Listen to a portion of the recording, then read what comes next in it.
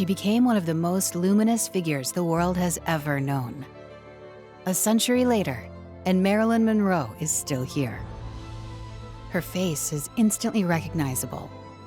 Smiling from cinema screens, magazine covers, murals, and memories.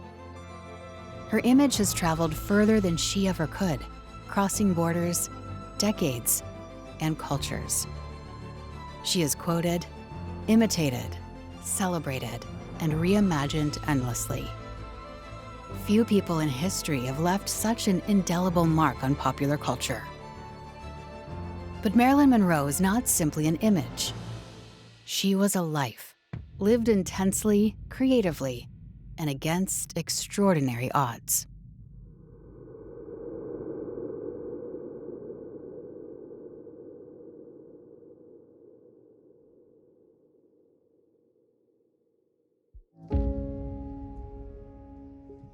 Before the lights of Hollywood enveloped her, Norma Jean Mortensen, later baptized as Norma Jean Baker, arrived during a time of rapid industrial change and rigid social expectation, particularly for women. She was born on June 1st, 1926 in Los Angeles. Her mother, Gladys Pearl Baker, worked in the film industry as a negative cutter at RKO, yet Hollywood offered Gladys no glamour. Only instability, long hours, and untreated mental illness. One morning, I referred to the woman as Mama, and she said, "I'm not your mother. Don't call me mother anymore. Call me Aunt so-and-so." But the one I was concerned was her husband. I says, "But he's my daddy." She said, "No." Norma Jean's father was absent, his identity uncertain, leaving her childhood defined not by belonging, but by displacement. We only had the home for about, I don't even think it was 3 months, because she was taken away, my mother. Norma Jean spent her earliest years moving between foster homes, relatives, and institutions, a pattern that would instill in her both a deep fear of abandonment and an acute sensitivity to the moods and needs of others. These were survival skills. I could read as 10. I saw an orphan, and I put my feet down on a sidewalk, and they had to drag me in. I said, "I'm not an orphan." I used to sit up in the window and cry because I'd look over at the RKO, and I knew my mother had worked there. She'd been a cutter there. She learned early how to read a room, how to soften herself to be accepted, and how to adapt. When her mother was institutionalized in 1934 following a severe mental breakdown, diagnosed at the time as paranoid schizophrenia. A characterization of schizophrenia is the absence of social interest and apathy. The physical symptoms of catatonics, however, vary. Norma became a ward of the state. The security of a traditional family life was no longer a possibility. Instead, she learned endurance. At the Los Angeles Orphans' Home, Norma Jean felt the weight of invisibility. She later spoke of the loneliness she experienced there, a loneliness that would echo throughout her adult life. Even when placed under the guardianship of Grace McKee Goddard, stability remained temporary. Moves were frequent, homes were conditional, and affection was fragile.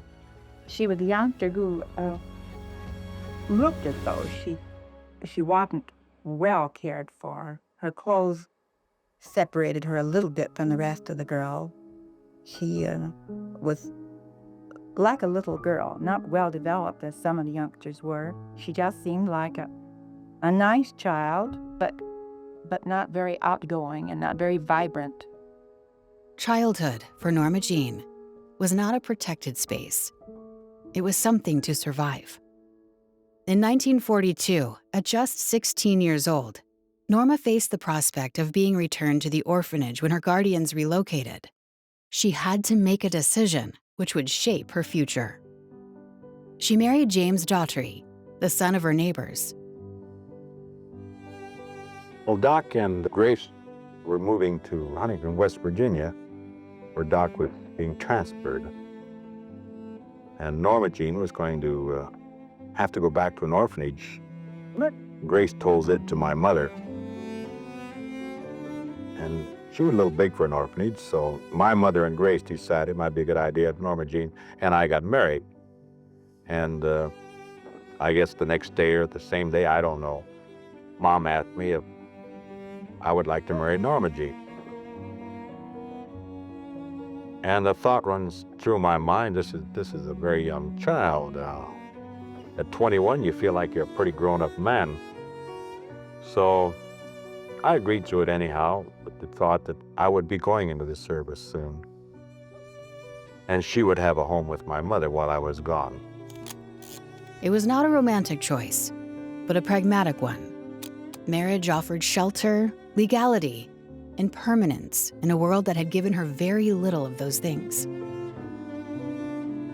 She left school and became a housewife, playing a role expected of a young woman at the time.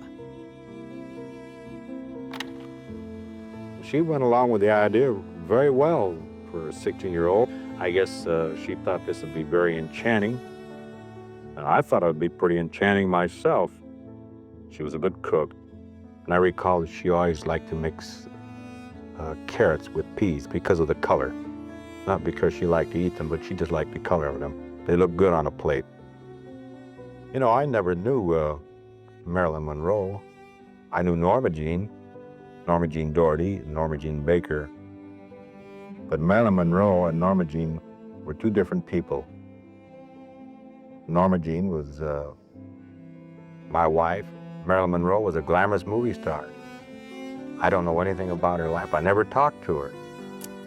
When Daltrey was deployed to the Merchant Marines during World War II, Norma Jean entered the workforce, taking a job at the radio plane company manufacturing drones for the war effort. It was there, amid factory floors and machinery, that she was photographed for a series of morale-boosting images of female workers. Those photographs revealed something extraordinary. A woman with presence, warmth, and an unmistakable connection to the camera.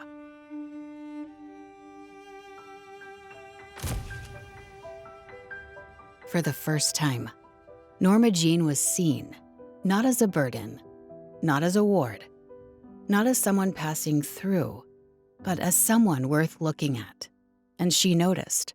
This moment did not rescue her, but it awakened her.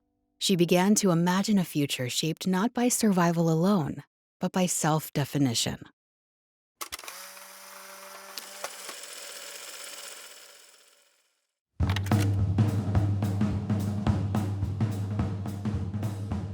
Norma Jean signed with the Blue Book modeling agency in 1945, entering an industry that prized youth, beauty, and compliance above all else.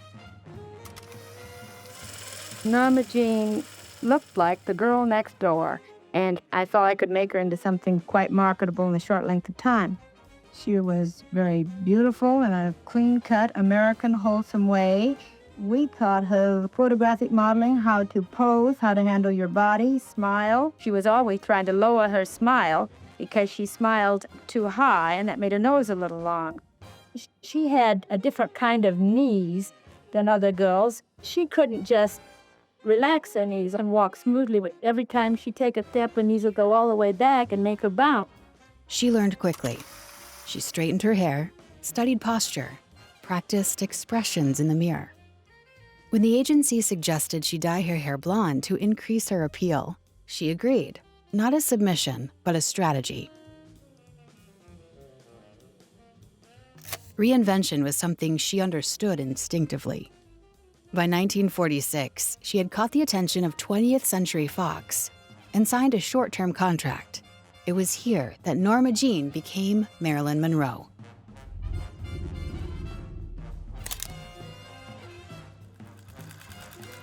I didn't have an opportunity to do anything, actually, during the year that I was there at 20th Century Fox the first time, except one part in Scudda Who Scudda Hey, and I was cut out of it. And then they dropped me. She was thought of as a joke by many people. And I think this hurt her very deeply because she was very serious. I told Marilyn when Fox had dropped her option and her immediate reaction was the world had crashed around her ears and unhappiness and tears. And then, typical of Marilyn, she shook her head, set her jaw, and said, well, it really doesn't matter. After all, it's a case of supply and demand.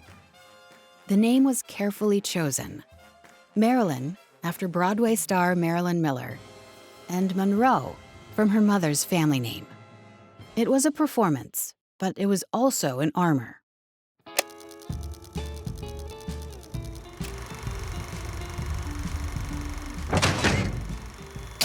Hollywood in the 1940s was rigidly male-dominated. Studio executives controlled contracts, appearances, salaries, and public personas. Women were commodities, marketed and discarded with little regard for autonomy. You men own the world and all that's in it. Woman is at best a prize, a property valued much the same as a horse or a dog, on length of hair and sheen of skin and soundness of teeth and limb. Well, if I must be chattel, then the term shall be mine, and the price, according to my own values, dear. Marilyn was acutely aware of this system, and she was determined not to disappear inside it. Her early years at Fox were marked by small roles, long hours of observation, and relentless self-improvement.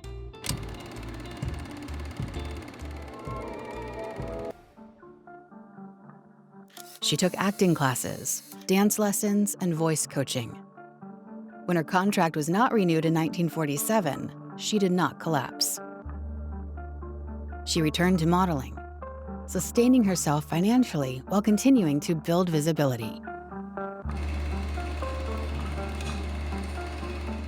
In 1949, facing mounting financial pressure, Marilyn posed nude for a calendar shoot. At the time, it was a practical decision, not a scandalous one. She needed the money. When I first asked her to do it, why, she turned me down.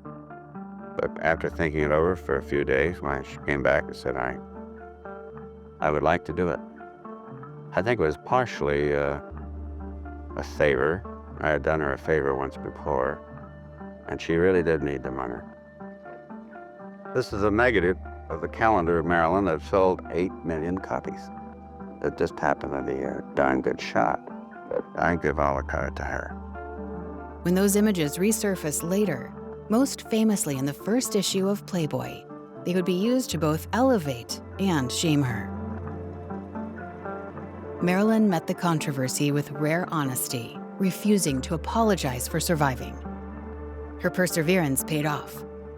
With the support of talent agent Johnny Hyde, Marilyn returned to Fox on a 7-year contract. By this time, she was no longer merely hopeful. She was prepared. To take jobs on the edges of show business. This is the first car I ever owned. I call her Cynthia. She's going to have the best care a car ever had. Put Royal Triton in Cynthia's little tummy. Right, lady. Cynthia will just love that Royal Triton.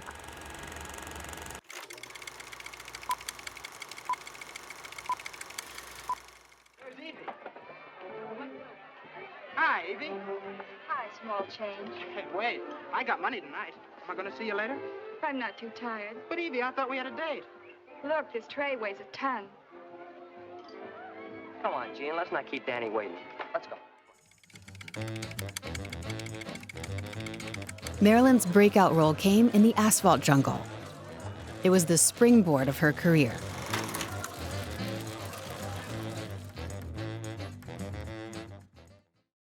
I thought you might like to take a trip.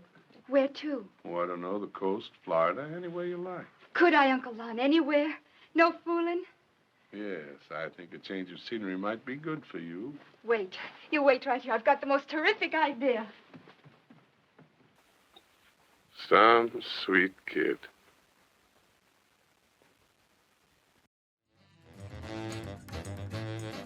The same year, All About Eve provided Marilyn with massive industry recognition. Between 1951 and 1953, Marilyn Monroe became one of the most recognizable faces in America. Films like As Young as You Feel, Monkey Business, and Gentlemen Prefer Blondes cemented her image as the dumb blonde.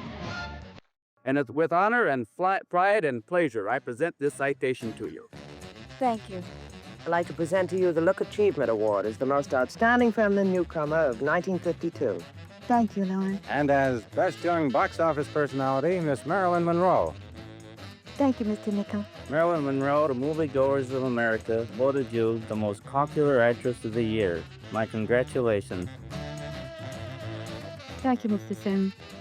Yet behind the breathy voice and comic timing was a woman studying scripts obsessively, challenging directors, and questioning the limitations placed upon her. Marilyn understood the contradiction of her image. She knew that her sexuality was both her greatest currency and her greatest constraint. Rather than reject it outright, she used it deliberately, exaggerating it, parodying it, controlling it. The performance of foolishness became a mask that allowed her to speak truths others could not. The greatest irony of Marilyn Monroe may be that she was surrounded by attention, yet starved for intellectual recognition.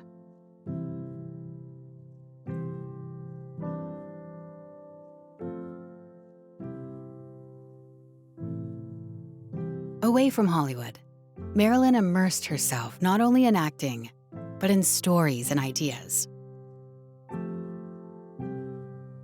She read constantly: novels, poetry, philosophy, psychology, Freud, Dostoevsky, Joyce, Steinbeck. Her books were underlined, annotated, worn from use.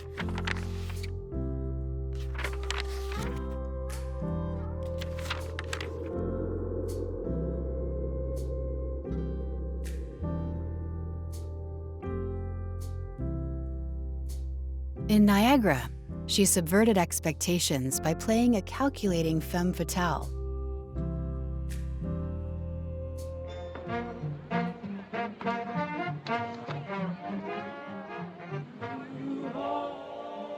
Plain Coke or did you spike 'em? No, just plain. Would you like one? You've been very kind, but thanks. I'd rather walk.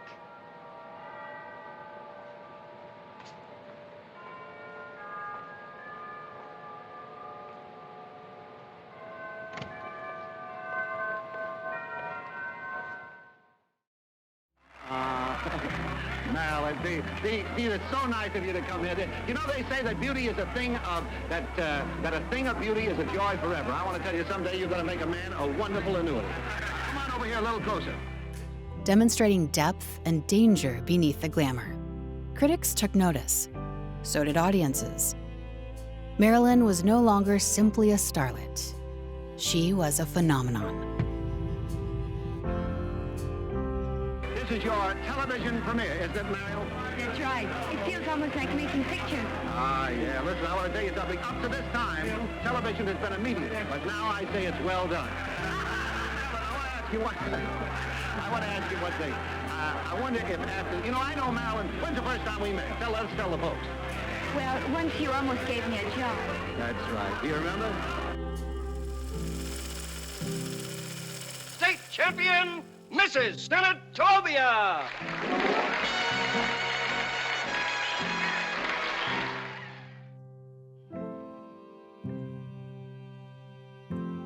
Marilyn's marriage to baseball legend Joe DiMaggio in 1954 symbolized a collision of American ideals, Hollywood glamour, and sporting masculinity. But the marriage was strained by jealousy, media scrutiny, and incompatible expectations.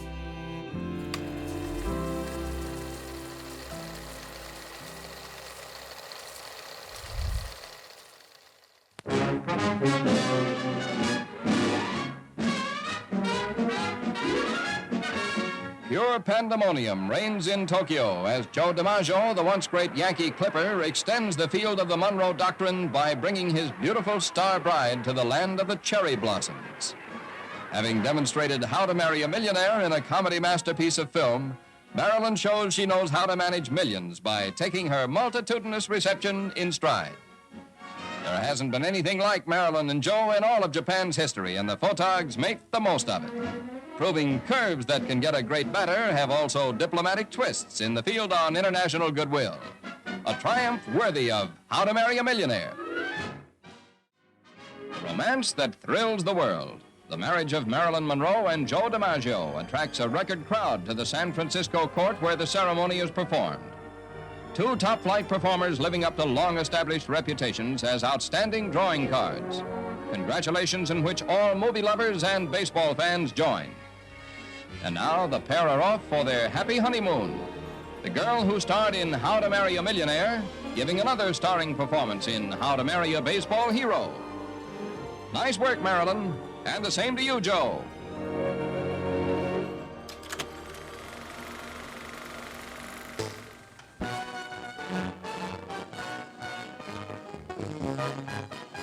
Marilyn Monroe arrives in Korea to tour the front lines for 4 days. Hubby Joe DiMaggio is in Japan coaching Japanese baseball teams.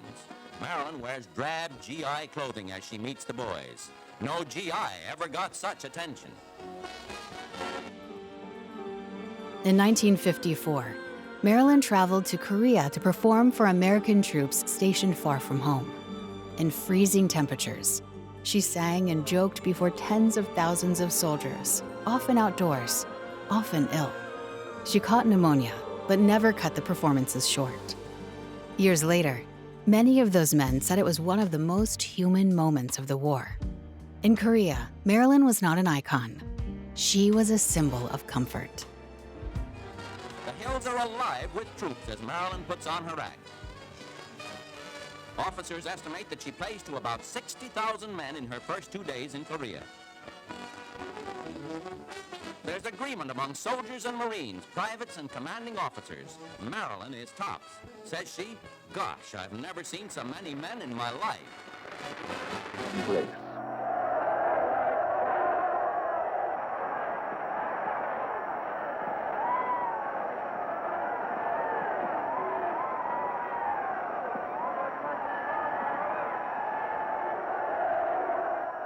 The highlight of my life was singing for the souls there. I stood out on an open stage and it was cold, but I swear I didn't feel a thing except good.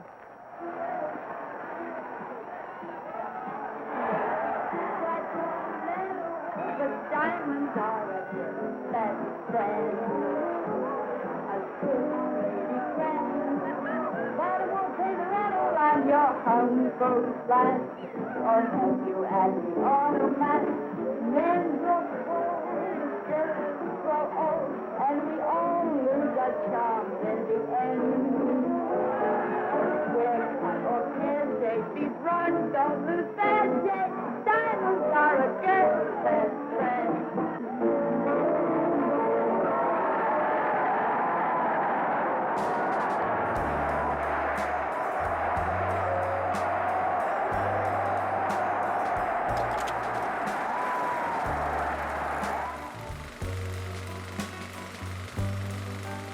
Publicity stunts and press attention followed relentlessly. She wore daring gowns, defied conservative norms, and became a lightning rod for cultural anxiety about female sexuality. Yet she remained painfully aware of the cost. Her salary lagged behind her male co-stars. Her roles were constrained. Her intelligence was routinely underestimated. During the filming of The 7-Year Itch in 1954, Marilyn was asked to perform the now iconic subway grate scene. The shoot was staged publicly, late at night, deliberately drawing crowds and press.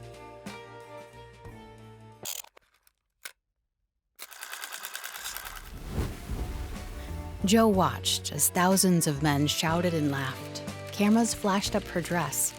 Her body became public spectacle. To Marilyn, this was work. To Joe, it felt like humiliation. Accounts from those close to Marilyn describe a marriage marked by jealousy, anger, and episodes of intimidation. While the full extent of the violence was never formally documented, Marilyn herself cited mental cruelty when she ended the marriage, a decision that spoke clearly enough.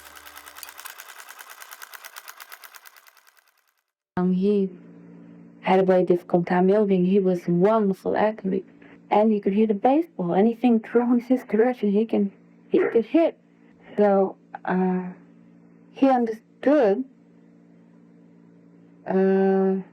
something about me, and I understood something about him, and we based our marriage on it. We understood some things about each other. He had a very sensitive nature.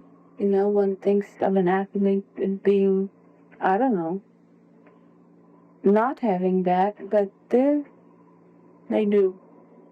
Our marriage wasn't a happy one. It ended in 9 months, unfortunately.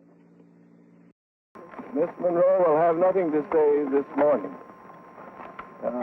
All I can say as her attorney is that this is what we would say with the conflict of careers. And as regrettable as it may be, it will have to be presented in the proper place at the proper time. Marilyn Monroe, aided by director George Cukor on right, throws a Hollywood studio press party to introduce the male stars of her new film comedy, Let's Make Love. And second from left is Frankie Vaughan, England's most popular singer. Now, for press records, Marvelous Marilyn poses with another of her male luminaries, Yves Montand, that most sensational of international stars. Let's Make Love producer Jerry Wald congratulates his beautiful leading lady, who now sees the press, headed by the famed Dorothy Kilgallen, meet another of her supports, Wilfrid Hyde-White, London's greatest dramatic actor. As Marilyn, with 20th Century Fox production chief Buddy Adler, hears that film executive declare Let's Make Love will be her finest film to date. The collapse of her marriage coincided with a turning point in Marilyn's career. Tired of being infantilized by the studio system, she took a radical step. Alongside photographer Milton Green, she founded Marilyn Monroe Productions in 1954. It was an unprecedented move for a female star. She relocated to New York and immersed herself in serious study at the Actors Studio under Lee Strasberg.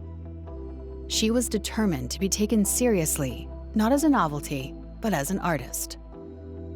Her return to Hollywood under a renegotiated contract marked a significant victory. She gained greater creative control, higher pay, and the right to choose her roles. What audiences never saw was the work behind the illusion. With Marilyn. I hate a careless man.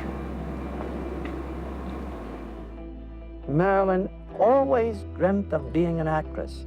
She didn't, by the way, dream of being a star. She dreamt of being an actress. And she had always lived somehow with that dream. And that is why, despite the fact that she became one of the unusual and outstanding stars of all time, she herself was never satisfied. When she came to New York, she began to perceive the possibilities of really accomplishing her dream of being an actress. When Marilyn was here at the studio, she always sat in the same place, which was way at the end there in the last row. Marilyn prepared obsessively. She rewrote dialogue in the margins of her scripts, rehearsed comic timing late into the night, and watched other actors with the focus of a student, not a star. Happy time for you, or?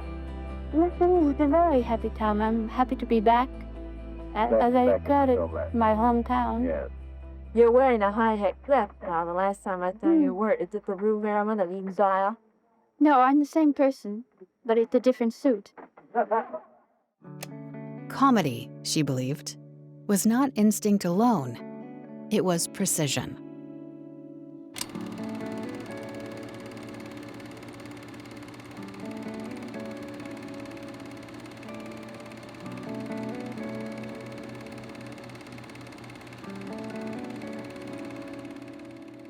In 1956, Marilyn delivered a performance that silenced many critics in Bus Stop. She was vulnerable, raw, and emotionally complex. It revealed a depth long denied to her. For Marilyn, it was proof that she could expand beyond the image imposed upon her. That same year, she married playwright Arthur Miller. Their relationship was rooted in intellectual connection and mutual admiration, though it was not without strain.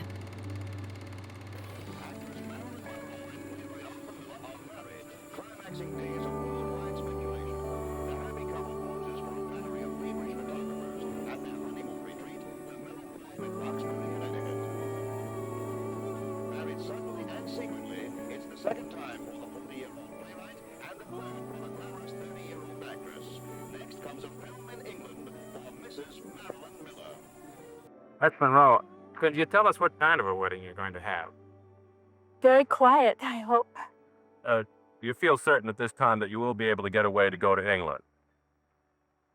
I feel certain I'm going to try awfully hard. In the event that you are not able to go, will Miss Monroe still go? Oh, sure. She's got to go. She's got a contract to go. Well, that means you may not have a honeymoon together then. I think we will. I hope so. Marilyn hoped marriage would provide stability, perhaps even motherhood, something she longed for deeply, far deeper than any stardom. Marilyn longed to be taken seriously, not only by men, but by women. She valued the opinions of female friends, assistants, teachers, and collaborators. Relationships built on trust rather than desire. She had average grade with a style factory fitted ship. She wanted to be a wife. She wanted to have children. She wanted to be wanted. That was the main thing. And I guess she thought that she were a movie star and she'd be loved. Most people want something from you, and she was always suspicious that people wanted something from her. With younger actresses, she was often gentle, encouraging, acutely aware of how easily the industry could break them. She knew competition was expected of women in Hollywood. Solidarity, she learned, had to be chosen deliberately. Arthur Miller offered Marilyn intellectual companionship and moments of genuine tenderness. If she could have settled to just be sort of a blonde movie star, you know, if she was dumber, she would have been happier. Marilyn Monroe's career reveals the heavy cost of conformity for women at a moment when traditional femininity was both being rigidly enforced and quietly questioned. In the 1950s, idealized femininity, soft, compliant, domestic, and sexually appealing to men, was heavily promoted in post-war culture, even as early feminist ideas were beginning to surface beneath the mainstream. Monroe was pressured to embody this narrow version of femininity at all times. Studio contracts controlled her appearance, behavior, and relationships, while the media reduced her intelligence and emotional struggles to spectacle. Men in positions of power often infantilized her, treating her vulnerability as weakness rather than as a response to relentless objectification and control. As women increasingly felt the strain of these expectations, Monroe's suffering exposed the emotional and psychological damage caused by enforced femininity. Her life came to embody many of the pressures that would soon be challenged by second-wave feminism.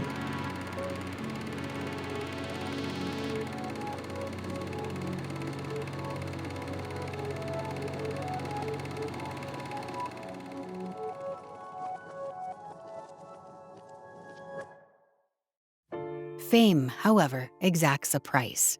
Marilyn's struggles with anxiety, insomnia, and dependency on prescription medication intensified. Sleeping pills, uppers, and downers. Her body became both her instrument and her battleground. Health complications, miscarriages, and public scrutiny eroded her sense of control. Despite these challenges, she delivered one of the most celebrated performances of her career in Some Like It Hot in 1959, earning a Golden Globe and reaffirming her brilliance.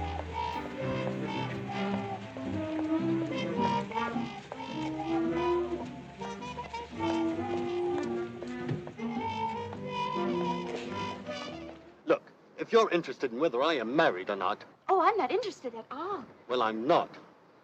That's very interesting. Yet behind the scenes, productions were increasingly disrupted by illness and exhaustion. Marilyn was not only fragile or afraid, she loved to laugh.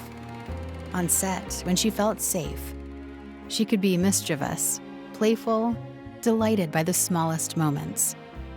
Comedy was where she felt most alive, where her intelligence, timing, and warmth met effortlessly. Those who worked closely with her remembered not just the struggle, but the joy.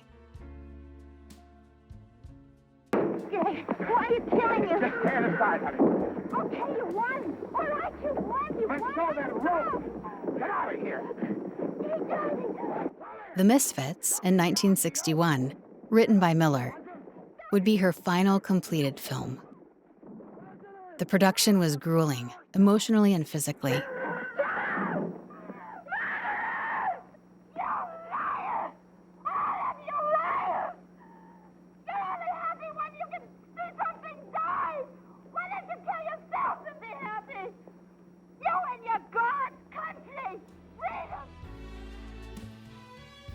Marilyn had discovered notes written by Arthur, which planted doubts in her mind of their longevity.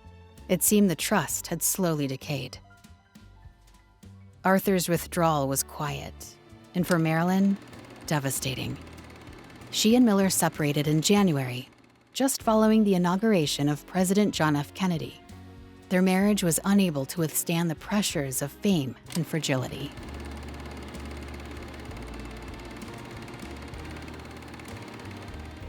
The press, once adoring, grew cruel. Headlines focused on delays, hospitalizations, and rumors. Marilyn, once praised for her vulnerability, was now punished for it. The publicity was relentless.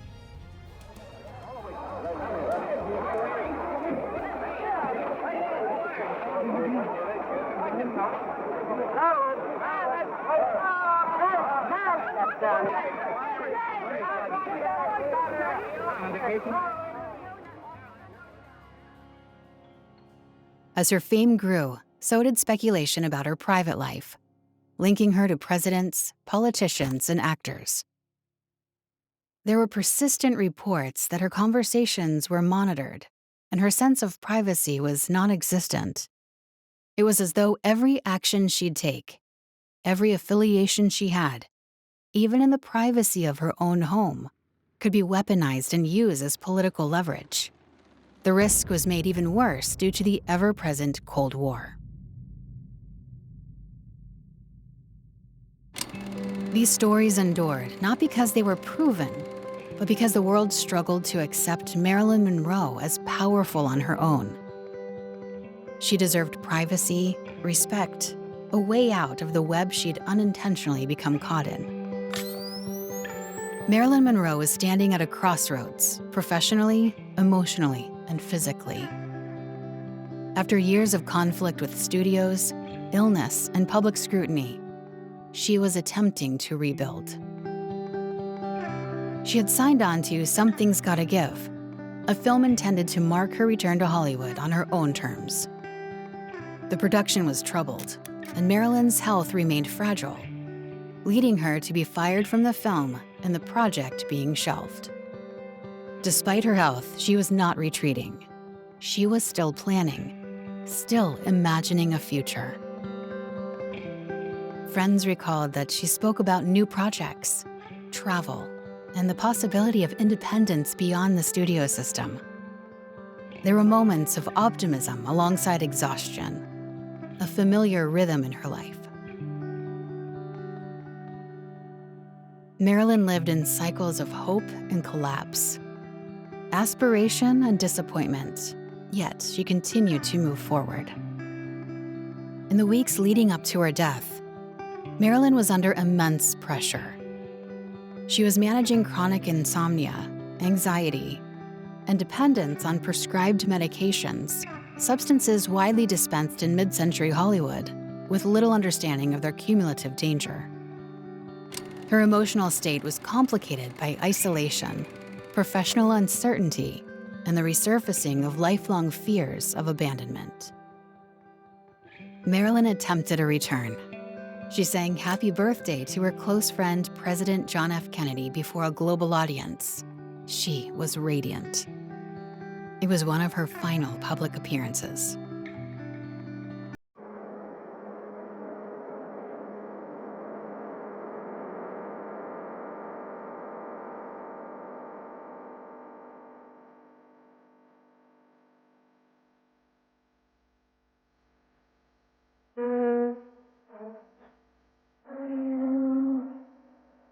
Happy birthday.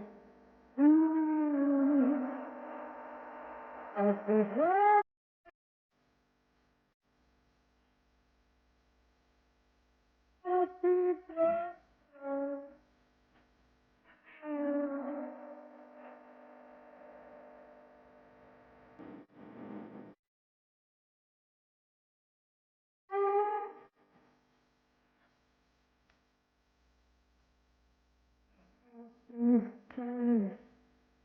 Happy birthday.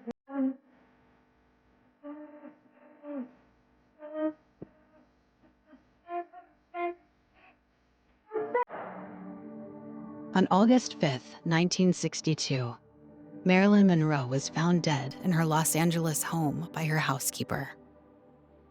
She was 36 years old. Is dead at 36. Marilyn Monroe was found dead in bed under circumstances that were in tragic contrast to her glamorous career as a comic talent. On the surface, she seemed to have such a zest for life. Her international appeal took her from command appearances to the other side of the world and entertainment for Korean GIs. The star led a far from normal childhood and had 12 sets of foster parents, leading her to say in her last interview that she was never used to being happy, so it wasn't something she ever took for granted. She never let her personal feelings interfere with her job, and she was the idol of the GIs, the animation of foxhole dreams. Her death was officially ruled a probable suicide by an overdose of barbiturates, though debate continues. Theories spread like wildfire regarding political intervention. What remained undisputed was the magnitude of her loss. There was a telephone call from Marilyn's attorney. He asked if Marilyn was all right. And I said, as far as I know, she is. The light was on in her room, and the telephone cord was under the door. And these were indications that she was still awake. About 2 in the morning, when I saw that the light was still on in her room, this was my first concern, that there might be something wrong. So I tried the door, and it was locked. I knocked at the door and called Marilyn's name several times, and there was no answer. Marilyn Monroe was more than an image. She was a woman who fought for autonomy in an industry designed to strip it away. She was an intellect who challenged wage inequity, defied sexual double standards, and insisted on her right to be taken seriously.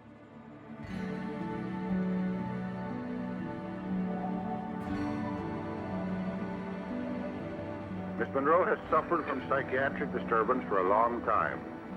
She had often expressed wishes to give up, to withdraw, and even to die. On more than one occasion in the past, when disappointed and depressed, she had made a suicide attempt using sedative drugs. On these occasions, she had called for help and had been rescued. From the information collected about the events of the evening of August the 4th, it is our opinion that the same pattern was repeated except for the rescue. On the basis of all the information obtained, it is our opinion that the case is a probable suicide.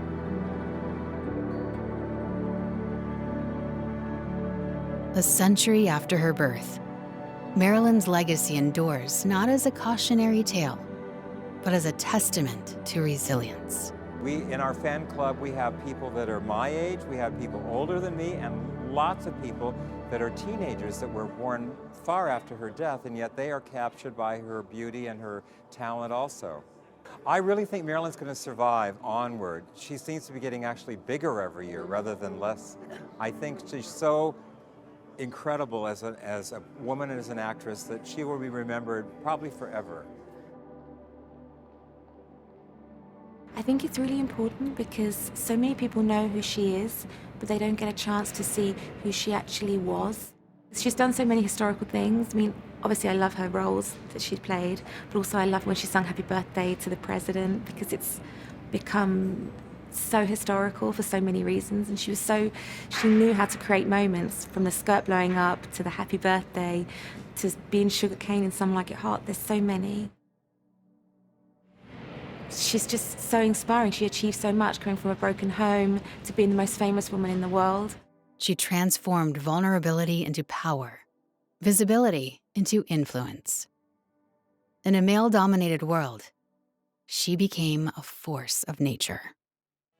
Miss Monroe's dramatic coach delivered the eulogy, saying he had no words to describe the myth and the legends that grew up about her. The film star's coffin is then moved to a crypt as Mr. DiMaggio and his Marine Corps son walked with other mourners in the cortege. A century after her birth, Marilyn's legacy endures not as a cautionary tale, but as a testament to resilience. By chance, I directed Marilyn Monroe's first major film, as well as her last.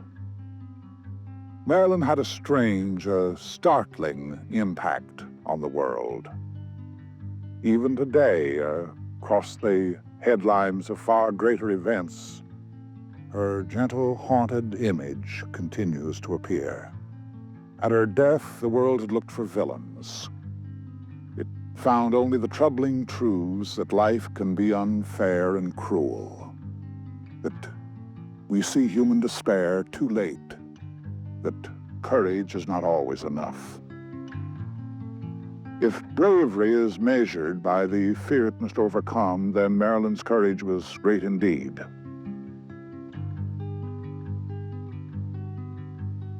She transformed vulnerability into power, visibility into influence. In a male-dominated world, she became a force of nature.